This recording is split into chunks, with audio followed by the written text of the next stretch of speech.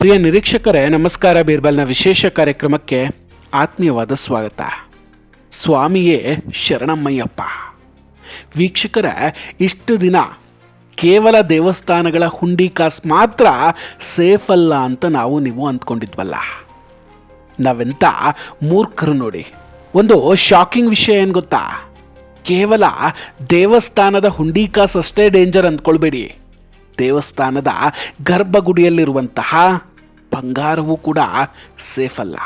Sabarimala to Chennai ಮಧ್ಯದಲ್ಲೇ 4.5 kg ಬಂಗಾರ ಮಾಯ ಆಗುತ್ತೆ. ಮಾಯ ಆದಂತಹ ಈ ಚಿನ್ನದ ಕೇಸ್ಗೆ ಈಗೊಂದು ರೋಚಕವಾದ ಟ್ವಿಸ್ಟ್ ಸಿಕ್ಕಿದೆ. 6 ವರ್ಷಗಳ ಹಿಂದೆ ಕಳುವಾಗಿದ್ದಂತಹ ಶಬರಿಮಲೆಯ ಅಯ್ಯಪ್ಪನ ಚಿನ್ನದ ಆರೋಪಿಗಳು ಒಬ್ಬೊಬ್ಬರಾಗಿನೇ ತಗಲಾಕೊಳ್ತಾ ಇದ್ದಾರೆ. ಆದರೆ ಈಗ ಒಂದು ದೊಡ್ಡ ಪ್ರಶ್ನೆ ಕಾಣ್ತಾ ಇದೆ. ಈ ಆರೋಪಿಗಳಿಗೂ ಸೋನಿಯಾ ಗಾಂಧಿ ಅವರಿಗೂ ಏನು ಲಿಂಕು? ಸೋನಿಯಾ ಗಾಂಧಿ ಅವರಿಗೂ ಅಯ್ಯಪ್ಪ ಸ್ವಾಮಿಯ ಒಡವೆ ಕಳ್ಳತನಕ್ಕೂ ನಂಟು ಹೇಗೆ? ತುಂಬ ಕುತೂಹಲ ಮೂಡಿಸುವಂತಹ ವಿಷಯಗಳಿದೆ, ಪ್ರಶ್ನೆಗಳಿದೆ. ದಯವಿಟ್ಟು ವಿಡಿಯೋವನ್ನು ಕೊನೆವರೆಗೂ ಕೂಡ ಮಿಸ್ ಮಾಡದೆ ನೋಡಿ. ವೀಕ್ಷಕರೇ, ಕೇರಳದ ಶಬರಿಮಲೆಯ ಅಯ್ಯಪ್ಪ ಸ್ವಾಮಿ ಹಿಂದೂಗಳ ಪವಿತ್ರ ದೇಗುಲಗಳಲ್ಲಿ ಇದು ಕೂಡ ಒಂದು. ಕೋಟ್ಯಾಂತರ ಭಕ್ತರ ಶ್ರದ್ಧಾ ಕೇಂದ್ರ. 1998ರಲ್ಲಿ UB ಗ್ರೂಪ್ಸ್ನ ಅಧ್ಯಕ್ಷರಾಗಿದ್ದಂತಹ ವಿಜಯ್ ಮಲ್ಯ ಅವರು ಶಬರಿಮಲೆಗೆ ದಾನವಾಗಿ ಚಿನ್ನವನ್ನು ನೀಡೋದಕ್ಕೆ ಮುಂದಾಗ್ತಾರೆ. 30 kg ತೂಕದ 24 ಕ್ಯಾರೆಟ್ ಪ್ಯೂರ್ ಗೋಲ್ಡನ್ನು ವಿದೇಶದಿಂದ ತರಿಸ್ಕೊಂಡು ಶಬರಿಮಲೆಗೆ ಅಂತ ದಾನವಾಗಿ ನೀಡಿದರು. ಜೊತೆಗೆ 1900 kg ತಾಮ್ರವನ್ನು ಕೂಡ ದಾನವಾಗಿ ಕೊಟ್ಟಿದ್ರು. ಅದನ್ನು TDB ಪ್ರವೇಶೋದ್ವಾರದಲ್ಲಿ ದ್ವಾರಪಾಲಕರಿಗೆ ಚಿನ್ನದ ಲೇಪನಕ್ಕೆ ಅಂತ ಬಳಸ್ಕೊಳ್ಳುತ್ತೆ.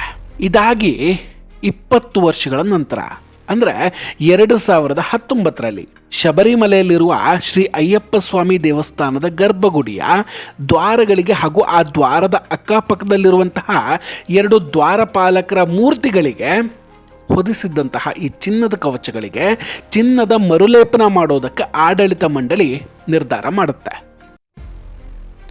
ಆ ಕೆಲಸಕ್ಕಾಗಿ ಚೆನ್ನೈ ಮೂಲದ ಕಂಪನಿಯೊಂದಕ್ಕೆ ಗುತ್ತಿಗೆಯನ್ನು ಕೂಡ ನೀಡ್ತಾರೆ. ಆ ಕಂಪನಿಯ ಹೆಸರೇ ಸ್ಮಾರ್ಟ್ ಕ್ರಿಯೇಷನ್ಸ್. ಈ ಕಂಪನಿಯ ಮಾಲೀಕ ಉನ್ನಿಕೃಷ್ಣನ್ ಪೊಟ್ಟಿ ಅಂತ. ನಂತರ ಈ ಉನ್ನಿಕೃಷ್ಣನ್ ಪೊಟ್ಟಿಯವರು ದೇವಸ್ಥಾನದ ಆಡಳಿತ ಮಂಡಳಿಗೆ ಹೇಳ್ತಾರೆ, ನಮಗಿದಕ್ಕೆ ಹಣ ಎಲ್ಲ ಕೊಡೋದು ಬೇಡ, ನಾವು ನಿಮಗೆ ಸೇವೆ ಹಾಗೆ ಮಾಡಿಕೊಡ್ತೀವಿ ಅಂತ. ಅದರಂತೆ ಕೇರಳದ ಟ್ರಾವೆಂಕೂರ್ ದೇವೋತ್ಸವ ಮಂಡಳಿ TDP ಈ ಕೆಲಸವನ್ನು ಸ್ಮಾರ್ಟ್ ಕ್ರಿಯೇಷನ್ಸ್ಗೆ ಕೊಡುತ್ತೆ.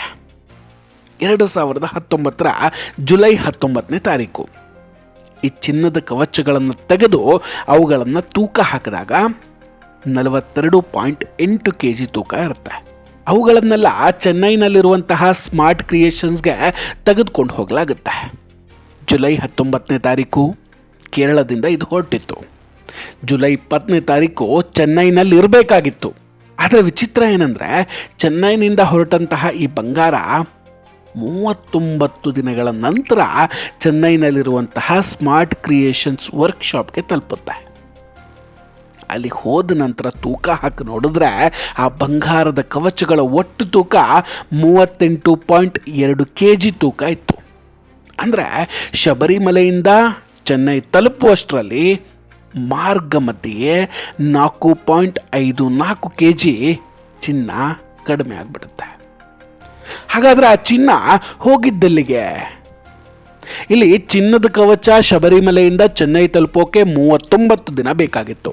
ಈ 39 ದಿನ ಎಲ್ಲಿತ್ತು?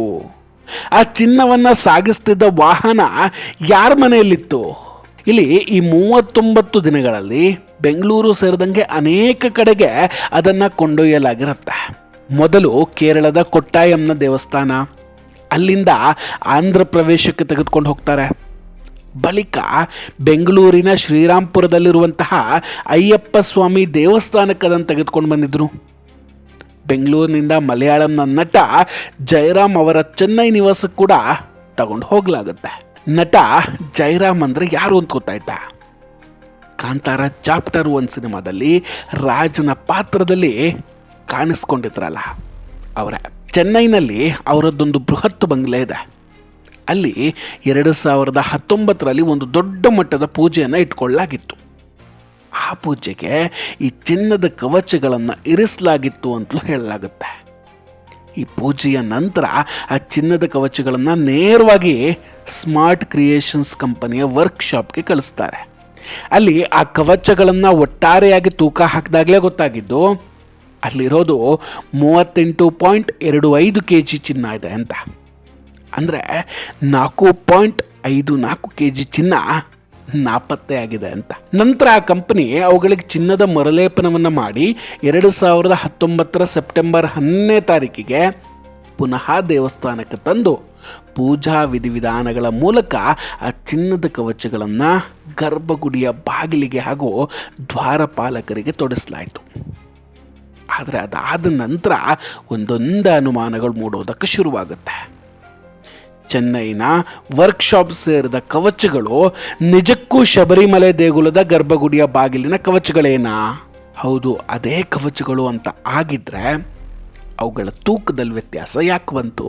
ಇಲ್ಲಿ ಚಿನ್ನದ ಕವಚಗಳ ನಿಜವಾದ ಜವಾಬ್ದಾರಿ ಯಾರದ್ದಾಗಿತ್ತು ಹಾಗಾದ್ರೆ? ಈಗ ಚಿನ್ನದ ಲೋಪವಾಗಿರೋದಕ್ಕೆ ಯಾರು ಹೊಣೆ ಹಾಕ್ತಾರೆ? ದೇವಸ್ಥಾನದಿಂದ ಹೋಗ್ಬೇಕಾದ್ರೆ ಚಿನ್ನದ ಕವಚಗಳಾಗಿ ಹೋಗಿದ್ವು. ಆದರೆ ಅದರ ನಂತರ ತಾಮ್ರದ ಮೇಲಿನ ಚಿನ್ನ ಲೇಪಿತ ಕವಚಗಳಾಗಿ ದೇವಸ್ಥಾನಕ್ಕೆ ಬಂದಿದ್ದಾದ್ರೂ ಹೇಗೆ? ನೋಡಿ, ಇದೆಲ್ಲವೂ ಕೂಡ ದೇವಸ್ಥಾನದಿಂದ ಹೋಗುವಾಗ ಚಿನ್ನದ ಕವಚಗಳಾಗಿ ಹೋಗಿದ್ವು. ಆದರೆ ನಂತರ ತಾಮ್ರದ ಮೇಲಿನ ಚಿನ್ನ ಲೇಪಿತ ಕವಚಗಳಾಗಿ ದೇವಸ್ಥಾನಕ್ಕೆ ಬರುತ್ತೆ. ಇದು ಹೇಗೆ? ಈ ಬಗ್ಗೆ ವಿಷಯಗಳು ಹೊರಗೆ ಬಂದಾಗ ಕೇರಳದಲ್ಲಿ ಭಕ್ತರಿಂದ ತುಂಬ ದೊಡ್ಡ ಗಲಾಟೆ ಆಗುತ್ತೆ. ರಾಜಕೀಯ ಗದ್ದಲಗಳು ನಡೆಯುತ್ತೆ. ಫೈನಲಿ SIT ರಚನೆ ಆಗುತ್ತೆ. ಪ್ರಕರಣದಲ್ಲಿ ಸ್ಮಾರ್ಟ್ ಕ್ರಿಯೇಷನ್ಸ್ ಕಂಪನಿಯ ಮಾಲೀಕ ಉನ್ನಿಕೃಷ್ಣನ್ ಪೊಟ್ಟಿಯನ್ನು ಆರೋಪಿ ಮಾಡಲಾಗಿದೆ. ಜೊತೆಗೆ ಬಳ್ಳಾರಿ ಮೂಲದ ಚಿನ್ನದ ವ್ಯಾಪಾರಿ ಗೋವರ್ಧನ್ ಅನ್ನೋರನ್ನು ಪೊಲೀಸರು ಅರೆಸ್ಟ್ ಮಾಡ್ತಾರೆ. ಬಳ್ಳಾರಿಯ ವೃದ್ಧಮ್ಮನ್ನೋ ಬಂಗಾರದ ಅಂಗಡಿ ಮೇಲೆ ಕೂಡ ಈಗ ದಾಳಿಯಾಗಿದೆ. ಸೊ ಈಗ ನಿಮಗೆ ಅನುಮಾನ ಮೂಡ್ತಾ ಇರಬಹುದು, ಇದಕ್ಕೂ ಸೋನಿಯಾ ಗಾಂಧಿ ಅವರಿಗೆ ಏನು ಸಂಬಂಧ ಅಂತ. ವೀಕ್ಷಕರೇ, ಈಗ ಕೇರಳ ರಾಜಕೀಯದಲ್ಲಿ ಬರ್ತಾ ಇರೋ ಆರೋಪ ಏನಂದರೆ, ಈ ಆರೋಪಿಗಳು ಅಂದರೆ ಗೋವರ್ಧನ್ ಹಾಗೂ ಉನ್ನಿಕೃಷ್ಣನ್ ಪೊಟ್ಟಿ ಇವರು ಸೋನಿಯಾ ಗಾಂಧಿಯವರೊಂದಿಗೆ ಸಂಪರ್ಕದಲ್ಲಿದ್ದರು ಅನ್ನೋದು. ಅದಕ್ಕೆ ಸರಿಯಾಗಿ ಸೋಷಿಯಲ್ ಮೀಡಿಯಾದಲ್ಲಿ ಅವರು ಸೋನಿಯಾ ಗಾಂಧಿಯವರ ಜೊತೆ ಇರುವಂತಹ ಫೋಟೋಗಳು ಕೂಡ ವೈರಲ್ ಆಗ್ತಾ ಇದೆ. ಸೊ ಕೇರಳದ ಮಾಜಿ CM ಕರುಣಾಕರನ್ ಅವರು ಹೇಳ್ತಾರೆ, ಹಿಮಂತ್ ಬಿಶ್ವ ಶರ್ಮಾ ಅಂತಹ ನಾಯಕರಿಗೆ ನಿಮ್ಮಲ್ಲಿ ಅಪಾಯಿಂಟ್ಮೆಂಟ್ ಸಿಗ್ತಾ ಇರಲಿಲ್ಲ, ಆದರೆ ಇಂತಹ ಚಿನ್ನದ ಕಳ್ಳರಿಗೆ ಸೋನಿಯಾ ಗಾಂಧಿ ಅವರು ಇಷ್ಟು ಸಲೀಸಾಗಿ ಸಿಕ್ಕಿದ್ದು ಹೇಗೆ ಅಂತ. ಇನ್ನೊಂದು ಕಡೆ ಕೇರಳದ CM ಪಿಣರಾಯಿ ವಿಜಯನ್ ನಮ್ಮೇಲೆ ಸುಖ ಸುಮ್ಮನೆ ಆರೋಪ ಮಾಡ್ತಿದೆ ಕಾಂಗ್ರೆಸ್, ಆದರೆ ಈಗ ಅವರು ಈ ಫೋಟೋದ ಬಗ್ಗೆ ಕ್ಲಾರಿಟಿ ಕೊಡಬೇಕು ಅಂತ ಕೇಳ್ತಾ ಇದ್ದಾರೆ. ಎಂಥ ವಿಚಿತ್ರ ನೋಡಿ, ಇಲ್ಲಿ ಸೋನಿಯಾ ಗಾಂಧಿಯವರ ಮೇಲೆ ಆರೋಪ ಮಾಡ್ತಿರೋದು BJPಯವರಲ್ಲ, ಸ್ವತಃ ಇಂಡಿ ಮೈತ್ರಿಕೂಟದ CM ಆಗಿರುವಂತಹ ಪಿಣರಾಯಿ ವಿಜಯನ್ ಅವರೇ. ನಿಜಕ್ಕೂ ಸೋನಿಯಾ ಗಾಂಧಿಯವರಾಗಲಿ ಕಾಂಗ್ರೆಸ್ ಆಗಲಿ ಇದಕ್ಕೆ ಉತ್ತರ ಕೊಡಲೇಬೇಕು.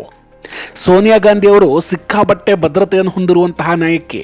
ಅಂತಹದ್ರಲ್ಲಿ ಈ ಕಳ್ಳತನದ ಆರೋಪಿಗಳು ಅವರನ್ನು ಭೇಟಿ ಮಾಡಿದ್ದು ಹೇಗೆ? ರಾಜ್ಯದ CM ಸಿದ್ದರಾಮಯ್ಯ ಮತ್ತು DCM DKಶ ಕಾಂಗ್ರೆಸ್ ಪಕ್ಷದ ಉನ್ನತ ನಾಯಕರು ಸೋನಿಯಾ ಗಾಂಧಿ ಅವರನ್ನ ಭೇಟಿ ಮಾಡೋದಕ್ಕೆ ಹೋದರೆ ಗೇಟ್ ಮುಂದೆ ಕಾಯುವಂತಹ ಪರಿಸ್ಥಿತಿ ಇರುತ್ತೆ. ಅಂಥದ್ರಲ್ಲಿ ಇವರನ್ನು ಹೇಗೆ ಒಳಗ್ಬಿಟ್ರು? ತನಿಖೆ ಇನ್ನೂ ಡೀಪಾಗಿ ನಡೆದ್ರೆ ಎಲ್ಲ ರಹಸ್ಯಗಳು ಖಂಡಿತ ಹೊರಗೆ ಬಂದೇ ಬರುತ್ತೆ. ವೀಕ್ಷಕರೇ, ಈ ಇಡೀ ಪ್ರಕರಣದ ಬಗ್ಗೆ ನಿಮ್ಮ ಅಭಿಪ್ರಾಯ ಏನು? ದಯವಿಟ್ಟು ಕಮೆಂಟ್ ಮಾಡಿ ತಿಳಿಸಿ. ನಾವು ಕೊಟ್ಟಂತಹ ಮಾಹಿತಿಗಳು ನಿಮಗೆ ಇಷ್ಟ ಆಗಿದ್ದರೆ ದಯವಿಟ್ಟು ವಿಡಿಯೋವನ್ನು ಲೈಕ್ ಮಾಡಿ ಹಾಗೂ ಶೇರ್ ಮಾಡಿ. ಇನ್ನೂ ಕೂಡ ನಮ್ಮ ಬೀರ್ಬಲ್ ಚಾನಲನ್ನು ಸಬ್ಸ್ಕ್ರೈಬ್ ಮಾಡಿಲ್ಲ ಅಂದರೆ ಈ ಕೂಡಲೇ ಸಬ್ಸ್ಕ್ರೈಬ್ ಮಾಡಿ ಹಾಗೂ ಬೆಲ್ ಐಕಾನನ್ನು ಕ್ಲಿಕ್ ಮಾಡಿ. ನಮಸ್ಕಾರ, ಟೇಕ್ ಕೇರ್ ಆ್ಯಂಡ್ ಬಾಯ್ ಬಾಯ್. ಮತ್ತೆ ಭೇಟಿಯಾಗೋಣ. ಜೈ ಹಿಂದ್.